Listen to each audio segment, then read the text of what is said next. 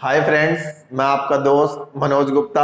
आप हमारा YouTube channel Takshashila 2020 देख रहे हैं। उस पे हमारा जो नेशनल इनकम की वीडियो थर्ड, वो पार्ट थर्ड हम लेके आ चुके हैं। उसमें आपको बताया था, जो पुरानी वीडियो है हमारी दो, उसको आप देख लीजिए। उनका लिंक है वो आपको नीचे मिल जाएगा। इसमें हमने किया था, जो मेन कंसेप्ट है वो आपका पर्सनल इनकम यानी कि व्यक्तिगत आय और प्राइवेट इनकम निजी आय, ये टू मेन कंसेप्ट हैं। और ये आपके कंसेप्ट अब क्लियर हो जाएंगे जब हम मेजरमेंट ऑफ नेशनल इनकम करेंगे। उसमें हम तीनों मेथड पढ़ेंगे, प्रोडक्शन मेथड, इनकम मेथड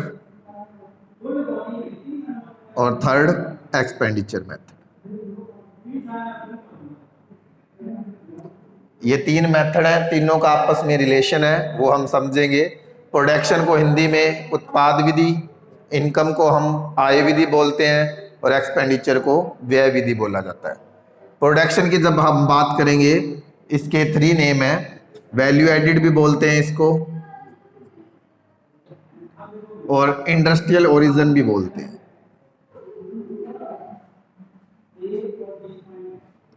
जब हिंदी में बात करेंगे तो इसको उत्पाद विधि, मूल्य वृद्धि विधि और औद्योगिक उद्गम विधि भी बोला जाता है।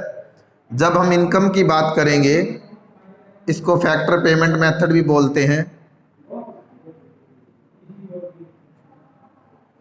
ये इसका नाम है। इनकम आय विधि को हम फैक्टर पेमेंट भी बोलते हैं। और बाकी जब इसके बारे में फुल डिस्कस किया जाएगा फिर उसको बता दिया जाएगा।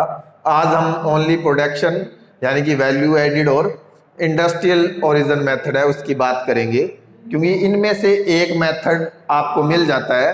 HBSC बोर्ड में बहुत बार पूछा जाता है और CBSE बोर्ड में भी जो क्वेश्चन आते हैं आपके, वो मेजरमेंट ऑफ नेशनल इनकम के पॉइंट ऑफ व्यू से आते हैं।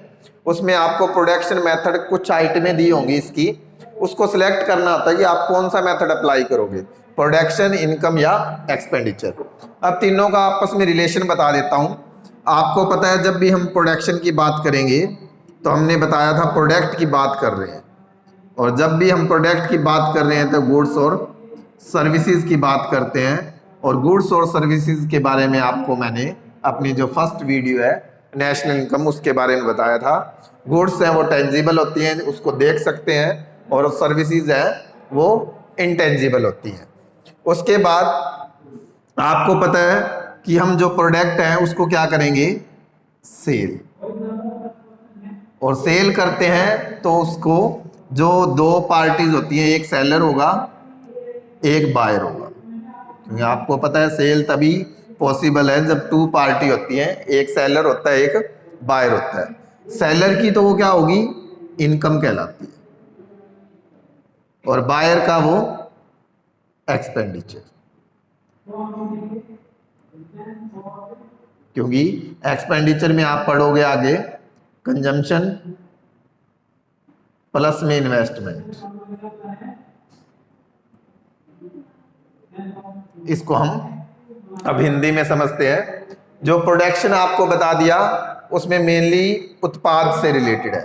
जब उत्पाद के बारे में बात करते हैं तो हम वस्तु और सेवा की बात करते हैं कि वस्तु और सेवा दोनों को मिलकर क्या बनता है, उत्पाद बनता है। वस्तु को हम दृश्य मदे मतलब देख सकते हैं, दृश्य बोला जाता है, सर्विसेज को अदृश्य बोलते हैं। और जब हम गुड्स और सर्विसेज की बात करते हैं तो उसको क्या किया जाता है, सेल किया जाता है, यानी कि विक्रय किया जाता है, किसी को माल बेचा जाता है। और जब हम माल बेचते हैं तो दो पार्टी होती है बेसिकली, एक सेलर होता है एक बायर होता है। सेलर को हम विक्रेता बोलते हैं, बायर को क्रेता बोलते हैं। एक बेचने वाला होता है, एक खरीदने वाला होता है। तो सेलर को आपको पता है कि इनकम होगी, क्योंकि इसका क्या होता है, रेवेन्यू होता है। जो सेल है उसको हम रेवेन्यू बोलते हैं, रेवेन्यू को आगम बोला जाता है। और याद रखना, रेवेन्यू और इनकम में डिफरेंस होता है, वो आगे हम डिस्कस करेंगे जब रेवेन्यू का चैप्टर आपको बताएंगे। तो रेवेन्यू और इनकम में क्या होता है, डिफरेंस होता है। जब रेवेन्यू में से कॉस्ट को माइनस किया जाता है तभी इनकम आती है। और ये इनकम क्या होगी आगे, एक पर्सन की तो इनकम होती है और दूसरे पर्सन का क्या होता है, वो एक्सपेंडिचर होता है।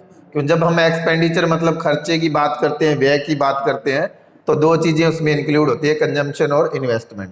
कंजम्पशन को हम उपभोग बोलते हैं और इन्वेस्टमेंट को हम निवेश बोला जाता है, विनियोग बोलते हैं।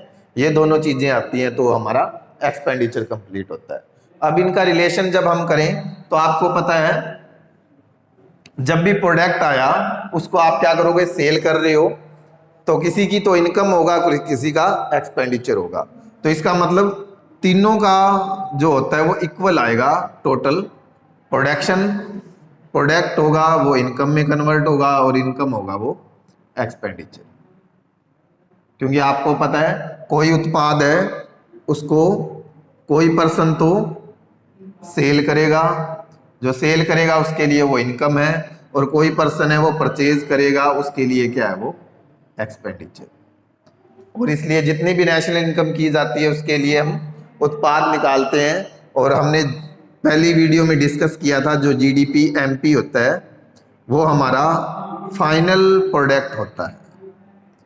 फाइनल मतलब अंतिम उत्पाद लिया जाता है। अंतिम उत्पाद का मतलब जो प्रोडक्शन की बाउंड्री लाइन को क्रॉस कर चुका है, मतलब उसमें कुछ चेंज करना अभी बाकी नहीं है, वो प्रोडक्ट क्या यूज के लिए बिल्कुल रेडी है, उसको हम क्या बोलते हैं, अंतिम उत्पाद बोलते हैं। आपको ये मीनिंग पता होने चाहिए सिंपल से, तब आपको जो नेशनल इनकम है वो आसान लगेगी। इस पे मैं कुछ बता रहा हूँ। मेरा एक स्टूडेंट है गौरी शंकर, गोरीवाड़ा गवर्नमेंट स्कूल में पढ़ता है, तो उसको मैंने ये चैप्टर करवाया तो उसने कहा सर ये चैप्टर बहुत आसान है।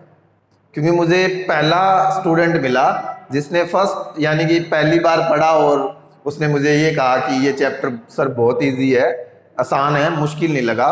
अभी तक मैंने उसका टेस्ट नहीं लिया, जब टेस्ट लेंगे तब पता चलेगा कि चैप्टर कितना आसान है या मुश्किल है। क्योंकि बहुत बार हम बच्चों का टेस्ट लेते हैं उसमें रिप्लाई मिलता है ये फॉर्मूले, वो भूल जाते हैं, मतलब कोई आइटम किसी में ऐड कर देते हैं, वो बहुत प्रॉब्लम हो जाती है। तो इसके लिए क्या बार बार इसकी प्रैक्टिस की जरूरत है। मैं बार बार आपको बच्चों को कहता हूँ कि बार बार ये वीडियो देखिए, पेन पेंसिल जो भी कुछ है अपने हाथ में रखिए, जिससे आपको लगता है कि इजीली आप कर सकते हो। बुक है तो बुक रखिए, नोटबुक है तो नोटबुक रख लीजिए, और उसको साथ के साथ लिख के देखिए। टिक करना है तो बुक में टिक करके देखिए, ताकि आपको साथ के साथ समझ आता रहे। और जो मैं आपको वीडियो बना के दे रहा हूँ वो उसी बुक के अकॉर्डिंग बना के दे रहा हूँ, ताकि +1 और 2 के बच्चों को कोई दिक्कत ना आए, और जितने भी आगे पढ़ रहे हैं। क्योंकि जब आप कॉम्पिटिटिव एग्जाम करोगे उसमें आप पर्टिकुलर इकोनॉमिक्स की बुक उठाओगे तो उसमें बेसिकली आपको ज़्यादा डिटेल नहीं दी होती।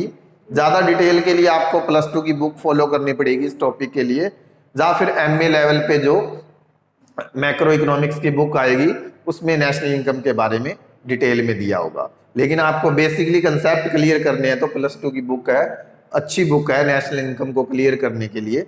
उसमें आपको सभी मेथड्स के बारे में पता चल जाता है। अब हम डिस्कस करते हैं प्रोडक्ट मेथड के बारे में। तो प्रोडक्ट मेथड में आपको बता दिया कि हम इसको वैल्यू एडिड मेथड भी बोलते हैं। और वैल्यू एडिड के लिए हमें क्या करना पड़ेगा, इसमें पहले हमें चाहिए वैल्यू ऑफ आउटपुट। जो हमने प्रोडक्शन किया है उसकी वैल्यू चाहिए, और उसकी वैल्यू किसके इक्वल होती है, सेल्स के। जो हमने माल बेचा है वो उसके इक्वल होती है, विक्रय के। अगर टोटल जो प्रोडक्ट है उसकी सेल हो चुकी है तब तो ये सेल के इक्वल होती है। अगर पूरे का पूरा माल हमने बेच दिया है तो वैल्यू ऑफ आउटपुट क्या होगा, सेल के इक्वल। अगर पूरा माल नहीं बिकता तो सेल प्लस में चेंज इन स्टॉक होता है, माल में परिवर्तन। और चेंज इन स्टॉक निकालने के लिए हम क्या करते हैं, जो हमारा क्लोजिंग स्टॉक होता है उसमें से ओपनिंग स्टॉक को लेस किया जाता है। क्लोजिंग मतलब अंतिम,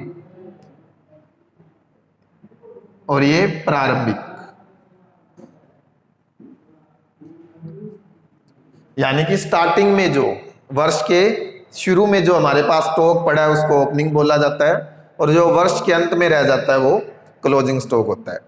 अगर पूरा माल नहीं बिक पाता तो आपको पता है कुछ ना कुछ माल हमारे पास बिकेगा, यानी कि कुछ ना कुछ माल रह जाएगा जो नहीं बिका।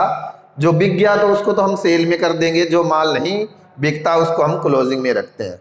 और हमारे पास जो पहले माल पड़ा था उसको हम लेस कर देते हैं, उसके बाद क्या आ जाता है, चेंज इन स्टॉक आ जाता है, वो भी वैल्यू ऑफ आउटपुट में किया जाता है। जब हम वैल्यू निकालते हैं तो उसमें क्या करेंगे, जो भी आउटपुट की वैल्यू है उसमें से इंटरमीडिएटेड गुड्स है उसकी वैल्यू को क्या कर दिया जाता है, लेस कर दिया जाता है। जब भी हम वैल्यू एडेड निकालेंगे, मूल्य वृद्धि निकालेंगे, तो जितनी भी वैल्यू ऑफ आउटपुट है उसमें क्या है, इंटरमीडिएटेड मध्यवर्ती वस्तु बोला जाता है। मध्यवर्ती वस्तुएं वो होती हैं जो बाउंड्री लाइन को क्रॉस नहीं करती, मतलब जो उत्पादन सीमा है उसकी बाउंड्री को क्रॉस नहीं करती। अभी इनमें कुछ यूज करना बाकी है। जो पिछले लेसन में पढ़ा वो मध्यवर्ती और क्या होता है, इसके यूज पे डिपेंड है, मतलब प्रयोग पे भी आप इसको किस प्रकार यूज कर रहे हैं। मध्यवर्ती वस्तु भी हो सकती है और अंतिम भी, वो इसके यूज पे डिपेंड करता है। एग्जांपल है चीनी है, चीनी को आप घर में यूज कर रहे हो तो ये फाइनल गुड्स है, लेकिन चीनी को आप बिस्कुट बनाने के लिए यूज कर रहे हो तब ये मध्यवर्ती वस्तु होती है। तो इसलिए ये याद रखना होगा आपको कि जो जितनी भी गुड्स हैं वो क्या होती हैं, उनके यूज पे डिपेंड किया जाता है कि वो कौन सी है। या तो वो मध्यवर्ती वस्तु होती हैं, नहीं तो वो फाइनल होती हैं। और मध्यवर्ती और फाइनल के लिए क्या किया जाएगा, वो उनका यूज देखा जाएगा और यूज पे ये डिपेंड करेंगी कि वो इंटरमीडिएटेड गुड्स हैं या फाइनल गुड्स हैं। और जब भी हम वैल्यू एडेड निकालेंगे तो आउटपुट में से, वैल्यू ऑफ आउटपुट में से इंटरमीडिएट मध्यवर्ती वस्तु है उसको माइनस किया जाएगा और इसके बाद वैल्यू एडेड आ जाएगी। और जितने भी प्रोडक्ट की वैल्यू एडेड दी हुई है, मान लो ए की दी है, बी की दी है, सी की दी है, इन तीनों को ऐड कर लो, वो आपके प्रोडक्शन मेथड में वैल्यू एडेड आ जाएगी। और कई बार क्वेश्चन में आपको सेल और परचेज भी वर्ड दिया होता है, तो वैल्यू एडेड निकालने के लिए सेल माइनस परचेज भी कर दिया जाता है, वो भी आपकी वैल्यू एडेड आ जाएगी। और इसमें क्या होता है, डबल काउंटिंग का भी इफेक्ट आता है, दोहरी गणना। जब डबल काउंटिंग के बारे में पढ़ेंगे तो उसको भी दूर करने के लिए यही लिया जाता है, या तो आप वैल्यू एडेड की हेल्प लीजिए, नहीं तो जो फाइनल प्रोडक्ट है उसकी वैल्यू को लीजिए। जो फाइनल प्रोडक्ट है उसकी वैल्यू को लिया जाता है, तो हम डबल काउंटिंग से बच सकते हैं। और इस टॉपिक पे थोड़ी सी और डिस्कस करेंगे हम नेक्स्ट वीडियो में। और आपको थोड़ा सा हिंट दे रहा हूँ इनकम मेथड के बारे में। हमारी जो पुरानी प्रीवियस यानी कि पिछली वीडियो है उसमें भी हमने आय विधि के बारे में क्या किया है, बताया आपको। उसके लिए आपको 4 फैक्टर के बारे में पता होना चाहिए। ये आप अच्छे से पढ़ के रखना ताकि आपको ये वीडियो आसानी से समझ आ जाए।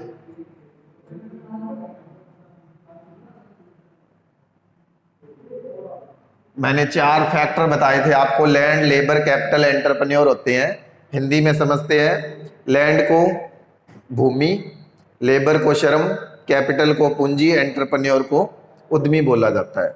ये हमारी इनकम के क्या होते हैं, फैक्टर होते हैं। यानी कि इनकम है इन्हीं फैक्टर से जनरेट होती है। लैंड के बदले में हमें रेंट मिलता है जिसको हम लगान बोलते हैं, लेबर के बदले में वेजेस मिलती है जिसको हम मजदूरी बोलते हैं, कैपिटल के बदले में इंटरेस्ट मिलता है जिसको ब्याज बोला जाता है, और एंटरप्रेन्योर को प्रॉफिट मिलता है जिसको हम लाभ बोलते हैं। और इनकम मेथड में करेंगे जब हम चारों से जो होने वाली इनकम है उसके बारे में करेंगे।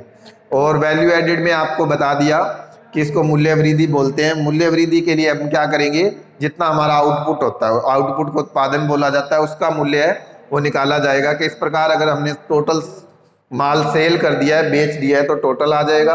अगर कुछ माल रह जाता है बिकने से तो sale plus change in stock होता है। चेंज इन स्टॉक मतलब माल में परिवर्तन, उसको निकालने के लिए अंतिम स्टॉक में से ओपनिंग स्टॉक लेस कर दिया जाता है। अंतिम स्टॉक आपको बता दिया जो वर्ष के अंत में बच जाएगा, जिसको हम बेच नहीं पाते। और प्रारंभिक वो होता है जो पिछले साल का स्टॉक है, वो हमारा ओपनिंग स्टॉक कहलाता है। उसके बाद जब हम करेंगे वैल्यू एडेड निकालने के लिए, तो आप उत्पादन में से मध्यवर्ती वस्तु आपको बताया है उसको लेस किया जाएगा।